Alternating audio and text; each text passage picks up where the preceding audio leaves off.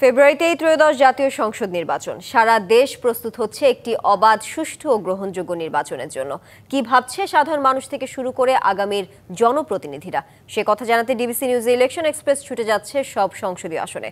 আজ সারাদিন আছে সংসদীয় আসন ১৯ রংপুর ১-এ। স্বাগত জানাচ্ছি সিএসআরএম ডিবিসি ইলেকশন এক্সপ্রেসে। তিস্তার করাল গ্রাস, উন্নয়ন বঞ্চনায় নানা সমস্যায় জর্জরিত রংপুর ১ আসনে বিভিন্ন প্রতিশ্রুতি দিয়ে এরই মধ্যে শুরু হয়েছে ত্রয়োদশ জাতীয় সংসদ নির্বাচনের প্রচারণা, গণসংযোগ। আমাদের সাথে এই মুহূর্তে যুক্ত হয়েছেন বাংলাদেশ জাতীয়তাবাদী প্রচার দলের কেন্দ্রীয় কমিটির সহ সভাপতি রুহুল আমিন। কথা বলবো তার সাথে। স্বাগত আপনাকে। আমরা জানি এই আসন থেকে আপনি ত্রয়োদশ জাতীয় সংসদ নির্বাচনের প্রস্তুতি নিচ্ছেন। প্রথমেই আপনার কাছে জানতে চাই, এই যে বিএনপির জেলা কিংবা উপজেলা কমিটির কোনো গুরুত্বপূর্ণ পদে আপনি নেই, কেন্দ্রীয় প্রচার দলে আছেন, যে প্রচার দল এখন পর্যন্ত বিএনপি কর্তৃকই অনুমোদিত নয়, কেন এমনটি হচ্ছে? তারপরেও কেন বিএনপির মনোনয়ন প্রত্যাশা করেন? ধন্যবাদ আপনাকে। আসলে বাংলাদেশ জাতীয়তাবাদী ছাত্র দলের ঢাকা বিশ্ববিদ্যালয়ে অধ্যয়নকালীন সময় থেকে আমি বাংলাদেশ জাতীয়তাবাদী দলের রাজনীতির সাথে জড়িত, কিন্তু পদ পদবীর বিষয়টি আমার পক্ষে থানা উপজেলায় গ্রহণ করা সম্ভব হয়নি, কারণ আমি বিশ্বাস করি রাজনীতি কারো পেশা হতে পারে না। আমি যখন একটি পেশায় ছিলাম, সেই পেশায় অন্তর্ভুক্ত থেকে দেশে বিদেশে কাজ করার কারণে, আন্তর্জাতিক সংস্থায় কাজ করার কারণে আমার পক্ষে পদে থাকা সম্ভব হয়নি।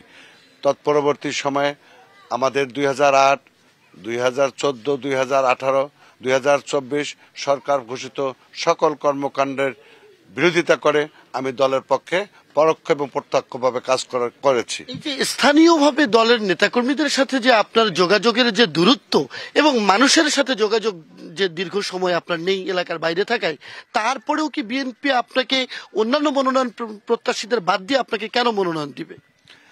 আসলে আপনার প্রশ্নের জন্য আপনাকে ধন্যবাদ। স্থানীয় নেতা কর্মীদের সাথে আমার অত্যন্ত সৌহার্দ্যপূর্ণ সুসম্পর্ক রয়েছে। আন্দোলন সংগ্রামে যতটুকু পেরেছি আমি তাদেরকে সহায়তা করেছি। সর্বশেষ একটি গণতান্ত্রিক প্রক্রিয়ার মাধ্যমে গঙ্গাচড়া উপজেলার ওয়ার্ড, ইউনিয়ন এবং উপজেলা কমিটি নির্বাচিত হয়েছে। সকল নির্বাচনে, সকল প্রক্রিয়ার সাথে আমি সক্রিয়ভাবে অংশগ্রহণ করেছিলাম। নির্বাচনকে সামনে রেখে তাহলে গণসংযোগে যাচ্ছেন, মানুষ কতটা সাড়া দিচ্ছে? আমি গণসংযোগ গিয়েছি নির্বাচনকে সামনে রেখে, ধানের শেষের প্রচার প্রচারণায় আমি গণসংযোগে গিয়েছি। বিএনপির ভারপ্রাপ্ত চেয়ারম্যান তারেক রহমানের 31 দফা কর্মসূচি মানুষকে বোঝানোর চেষ্টা করেছি।